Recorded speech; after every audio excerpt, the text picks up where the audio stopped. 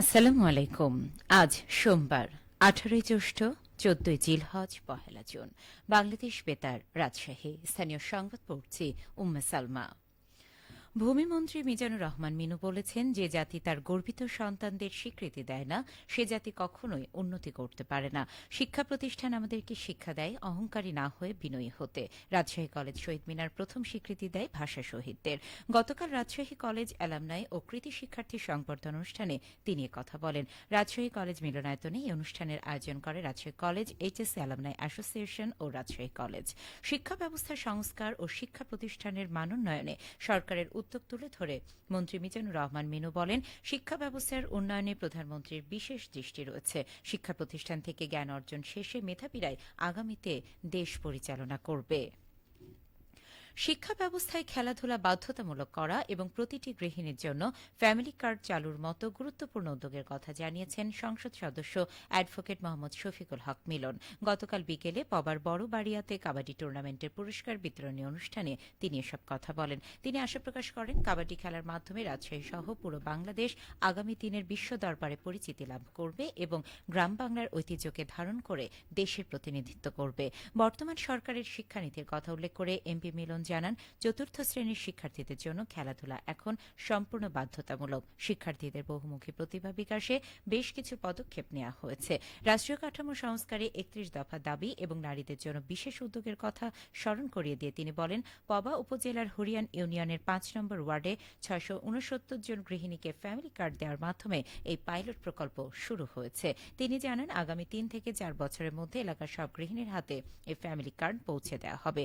উল্লেখ্য, দিনব্যাপী কাবাডি টুর্নামেন্টে ছেলে এবং মেয়ে দুই বিভাগে মোট 8টি দল অংশগ্রহণ করে। এর মধ্যে 2 গ্রুপে রাজশাহী চ্যাম্পিয়ন এবং জয়পুরহাট জেলা রানার আপ হয়।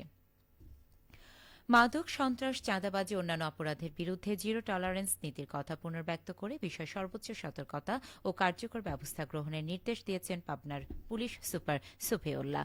গতকাল বিকেলে পাবনার আটঘরিয়া থানা ও চাটমোহর থানা পরিদর্শনকালে তিনি সংশ্লিষ্টদের এ নির্দেশনা দেন। পরিদর্শনকালে তিনি থানার সার্বিক কার্যক্রম, ডিউটিরত পুলিশ সদস্যদের উপস্থিতি, থানা কম্পাউন্ড ও অফিসের পরিবেশ ঘুরে দেখেন এবং পরিচ্ছন্নতা বজায় রাখার জন্য প্রয়োজনীয় নির্দেশনা প্রদান করেন। এছাড়া তিনি জনগণের দোরগোড়ায় দ্রুত মানসম্পন্ন পুলিশি সেবা নিশ্চিত করতে সকলকে পেশাদারিত্ব, সততা ও নিষ্ঠার সাথে দায়িত্ব পালনের আহ্বান জানান।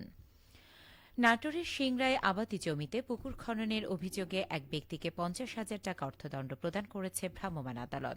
গতকাল উপজেলার পুন্ডরী মাঠে অভিযান পরিচালনা করে এই অর্থদণ্ড করেন সিংড়া উপজেলার সহকারী কমিশনার ভূমি ও এক্সিকিউটিভ ম্যাজিস্ট্রেট নিশাত আঞ্জুম। ভ্রাম্যমাণ আদালতের বিচারক নিশাত আঞ্জুম জানান, পুন্ডরী মাঠে অবৈধভাবে এক্সকাভেটর ব্যবহার করে পুকুর খননের খবর পেয়ে অভিযান পরিচালনা করা হয়। কৃষিজমি সুরক্ষা প্রদান এবং জলাবদ্ধতা রোধে বালুমহাল ও মাটি ব্যবস্থাপনা আইন অনুযায়ী অভিযুক্ত জমির মালিক আরিফুল ইসলামকে 50,000 টাকা অর্থদণ্ড প্রদান করা হয়েছে।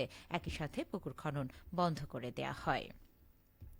চাঁপাইনবাবগঞ্জের শিবগঞ্জে পাগলা নদীতে গোসল করতে নেমে ডুবে গিয়ে 2 চাচাতো ভাইয়ের মৃত্যু হয়েছে। গতকাল দুপুরে উপজেলার ছত্রজিৎপুর ইউনিয়নের বহলাবাড়ি গ্রাম সংলগ্ন পাগলা নদীতে এই দুর্ঘটনা ঘটে। এছাড়া একই দিনে নাচলে বালতির পানিতে ডুবে আসমাউল হোসেন নামে 2 বছর বয়সী এক শিশুর মৃত্যু হয়। নিহত শিশুরা হল শিবগঞ্জ উপজেলার সাবেক লাভাঙ্গা গ্রামের আব্দুল আল সাফি, একই গ্রামের আহমেদ জুবাইর এবং নাচল উপজেলার ফতেপুর ইউনিয়নের টাকাহারা বটপুকুর গ্রামের মোহাম্মদ মানিকের শিশু ছেলে আসমাউল। খেলার খবর, নাটোর বয়েজ ফুটবল টুর্নামেন্টের ফাইনাল খেলা অনুষ্ঠিত হয়েছে। গতকাল নাটোর জেলা স্টেডিয়ামে অনুষ্ঠিত খেলায় নাটোর সরকারি বালক উচ্চ বিদ্যালয়ের এসএসসি ব্যাচ 23 দল 1-0 গোলে ব্যাচ 16 দলকে পরাজিত করে চ্যাম্পিয়ন হয়। খেলা শেষে চ্যাম্পিয়ন ও রানার্স আপ ট্রফি প্রদান করেন জাতীয় সংসদের হুইপ অ্যাডভোকেট এম রুহুল কুদ্দুস তালুকদার দুলু। নাটোর সরকারি বালক উচ্চ বিদ্যালয় অ্যালামনাই অ্যাসোসিয়েশন আয়োজিত টুর্নামেন্টে 19টি দল অংশগ্রহণ করে।